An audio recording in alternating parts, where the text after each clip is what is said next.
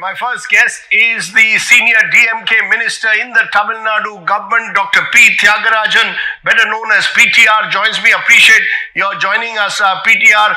The charge against the Tamil Nadu government and the DMK is that you're using language and delimitation as political weapons to whip up an emotional hysteria in Tamil Nadu against the center ahead of next year's Tamil Nadu elections. This is pure politics. You're playing with language and delimitation. Your response? As far as the language is concerned, the Union Education Minister started the problem by declining to send over the funds that were already allocated in the budget. We didn't start this debate, we didn't start this issue. It started with the Union Education Minister refusing to release the Samagra Shiksha Abhiyan funds. Second, delimitation has always been at the forefront of our mind.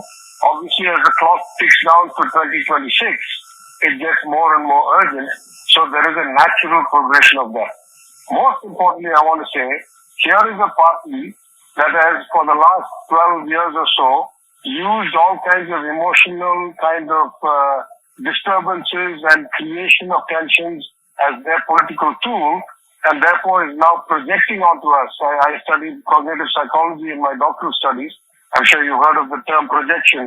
They are projecting onto us the behavior that they have themselves perfected, and we are actually talking about issues.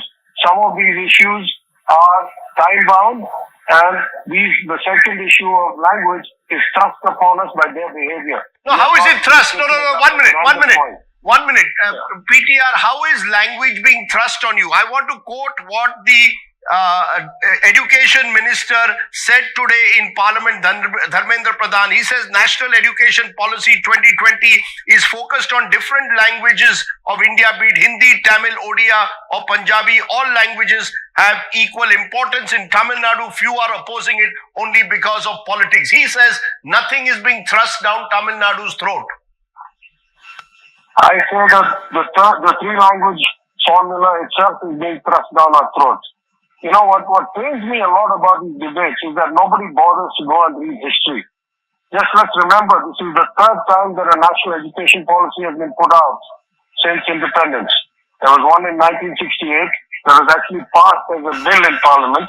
There was one in 1986, and there was one in 2020. The 1968, the bill passed in Parliament calling for a three-language formula, and it said that the Hindi-speaking states and the non-Hindi speaking states should be treated differently. The non-Hindi speaking states should have local language, English and Hindi, and the Hindi speaking states should have English, Hindi and a modern southern language. This was the 1968 bill passed in Parliament. That was before the amendment that put education on the concurrent list. After the amendment that put education on the concurrent list, there was a 1986 policy. Yes. And the 1986 policy, if anybody bothers to go and read this, says very explicitly that nobody has been able to implement the three-language formula properly. Among other reasons, because the northern states have not been able to get qualified teachers to teach any languages other than Hindi and English. So here you have abject failure after abject failure, and this government for the first time weaponizes its decisions and its preferences extra-constitutionally and tells us we have to adopt the NEP in full, otherwise we don't get the funds allocated. PTR, it's interesting. PTR, we're fighting back. No, you're saying they started the fight, you're fighting back. The truth of the matter is 1968 and 86, which you quoted, are both when there were Congress governments, your allies at the center, they tried to bring in the three-language formula, which you opposed, which led to language wars. Now the government is saying we are actually moving away from that and making everything optional. The government now says the new three-language formula does not make Hindi compulsory. I think you should get your history correctly. We were not always in alliance with the Congress. Your allies presently, your present allies. During the emergency, we opposed the Congress. That's not the point. The point is not alliance or not. The point is Tamil Nadu has a very clear view. We are only going to teach two languages in our schools. We try to get the best outcomes we can. We think there is enough headroom for improvement when you have a two-language formula. We have produced spectacularly better results than the national average, certainly better results than any state that claims to be putting a three-language formula. Please So show we me are where, opposed to please the show me, three-language formula. no, And we PTR, are please show me in this document where is the word written that Hindi is mandatory, sir. Sir, with due regard, please show me where in this particular document is the word Hindi being made mandatory. It is also suggested that many of your ministers send their sons to private schools where they learn Hindi. But I want to know from you, where in the NEP is it being made mandatory? Where? Please show me the where line. the ministers send their sons and all is irrelevant to this debate. The point is very clear. There are only 34 ministers and 80 million people, 8 crore people. Stop making inane arguments about 34 people's children. The point is, anybody who wants to study any language in Tamil Nadu can study it anywhere. We are not banning it in any school. The Dakshin Bharat Hindi Prachar Sabha's headquarters is in Chennai, and they run classes for whoever wants to take it, and they're funded usually by the government. The government spends 100 times as much money in promoting and propagating Hindi than it does any other language. We have not taken one step against that. The point is, we will not teach three languages in school. Period. That has been the case whether a Congress government proposed it or a BJP government proposed it. We will not teach three languages in school. Not only do we have good evidence that the two-language formula works, we have zero evidence, absolutely none, that anybody has been able to do three languages properly. We will not do it. Period. Stop. Okay, what stops you though from keeping it optional? The fact is the students decide. You're someone who's been a worldly wise person. Allow students to choose and parents to choose. Who is the Tamil Nadu? I ask you again, where is the word mandatory? No, PTR, 1 minute. Let's get this clear. Where is the word mandatory used for Hindi? You have millions of children in school. You're trying to run a system that is costing you tens of thousands of crores. You are not yet getting the best result you can. Especially after COVID, you've fallen behind dramatically. At least in Tamil Nadu, we run a remedial education. Whichever state has done it. Anybody can sit in Delhi and talk all kinds of nonsense. Do you know what it's going to take to actually expand the syllabus?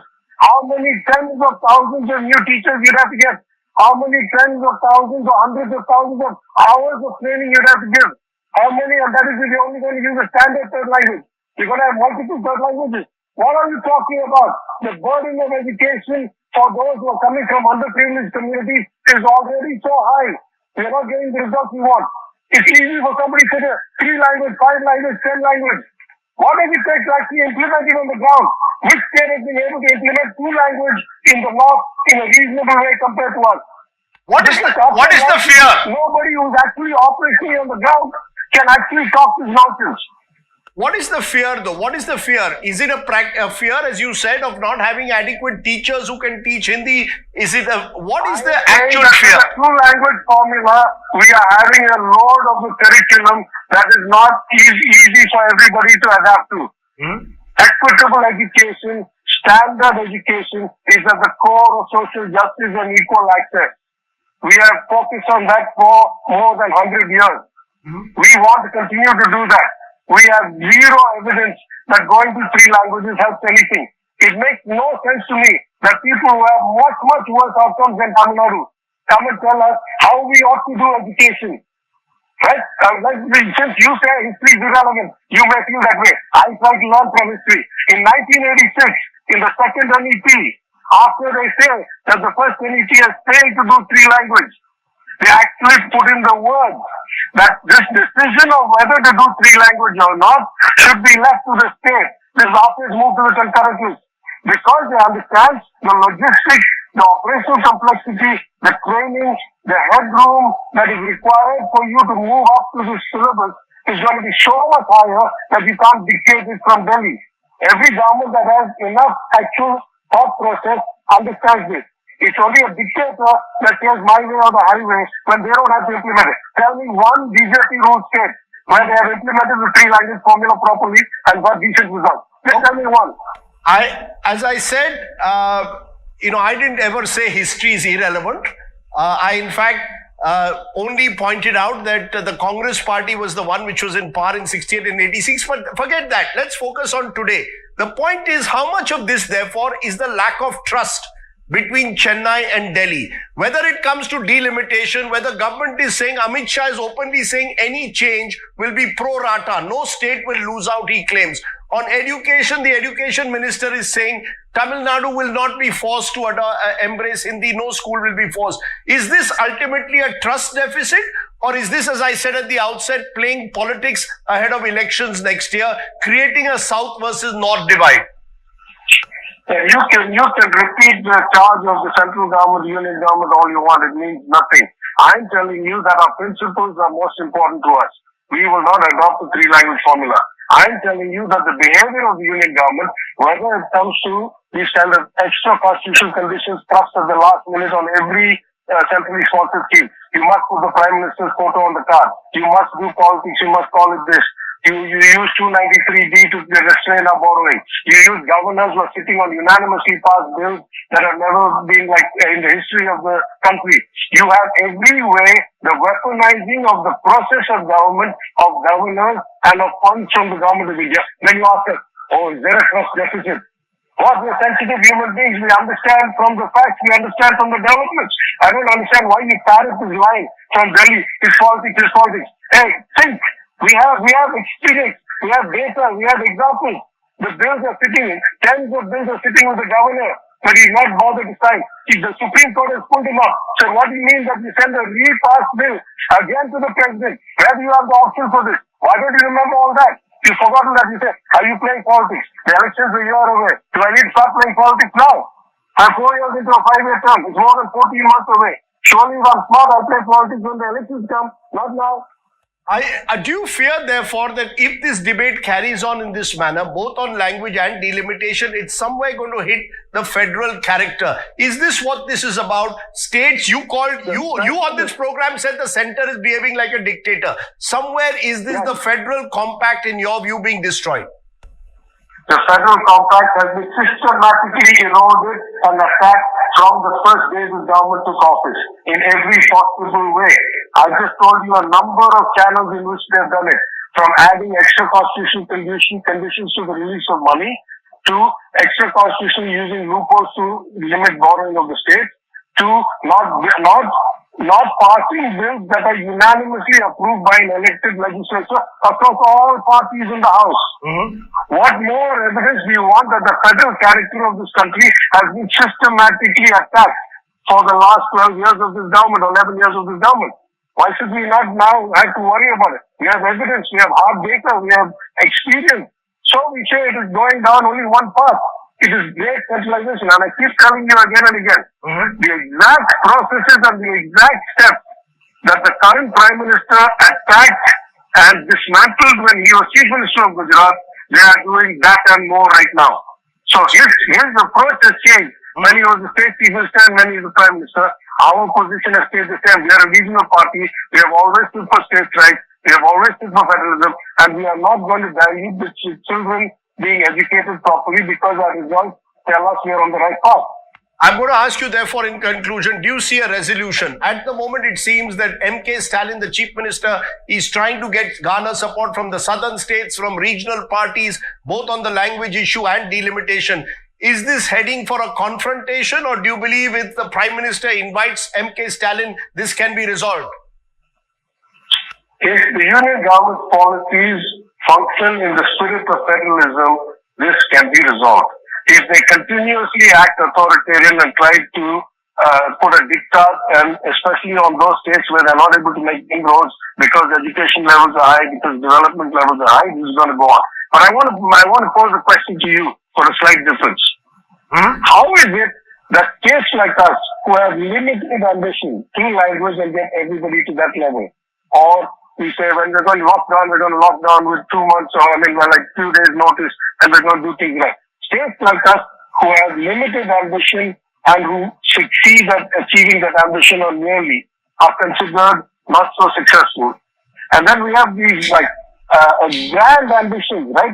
3 language, which has never been achieved anywhere, which has been tried for many, many decades.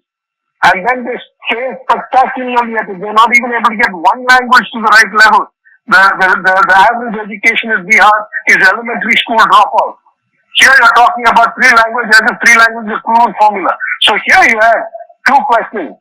Is it that the center believes that just making grand ambitions which result in utter failure is the way to do politics?